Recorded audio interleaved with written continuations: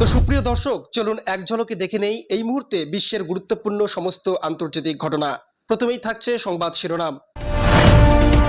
তো জাতিসংঘের মঞ্চে অপমানিত পাকিস্তান, কাতারের পাশে দাঁড়াতে গিয়ে মুখ পড়ল ইসলামাবাদের। তো 72 ঘন্টায় 6 দেশে ইসরায়েলের ভয়াবহ হামলা, নিহত 200+, আহত সহস্রাধিক। ইতিহাস গড়লেন সুশীলা কার্কি, নেপালের প্রথম নারী প্রধানমন্ত্রী, ভারত জানালো সমর্থন। ভারতের প্রসঙ্গে সুর নরম ট্রাম্পের, তবে রাশিয়া নিয়ে ক্ষোভে ফুঁসছেন মার্কিন প্রেসিডেন্ট। ট্রাম্পের ট্যারিফ নীতিতে বিপদ, 2026 সালের মধ্যে আরও 10 লক্ষ আমেরিকান দারিদ্র্য সীমার নিচে চলে যেতে পারে।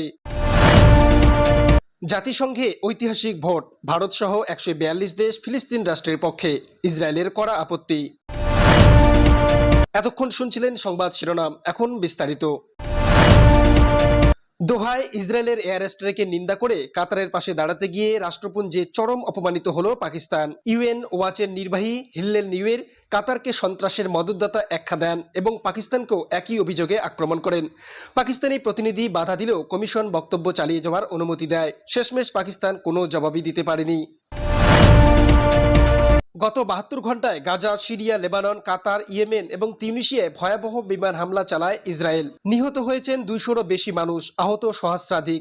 ইসরায়েলের দাবি এইসব হামলা সন্ত্রাসী ঘাঁটি লক্ষ্য করে, তবে মার্কিন প্রেসিডেন্ট ডোনাল্ড ট্রাম্প অসন্তোষ প্রকাশ করেন। অন্যদিকে নেতানিয়াহু দাবি করেছেন এটি 9/11 পরবর্তী আমেরিকার প্রতিশোধমূলক পদক্ষেপের মতোই ন্যায্য প্রতিশোধ।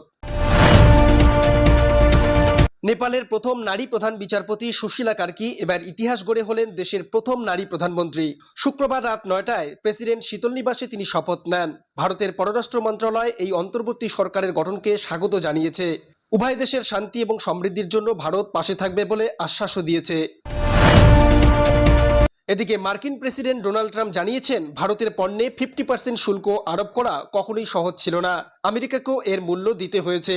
ফলে বাণিজ্যে টানাপোড়েন তৈরি হয়েছে। তবে রাশিয়ার বিরুদ্ধে ক্ষোভ উগড়ে দিয়েছেন তিনি, বলেছেন ইউক্রেন যুদ্ধ বন্ধ না হওয়ায় হতাশ, এবার আরও কঠোর পদক্ষেপ নিতে হবে।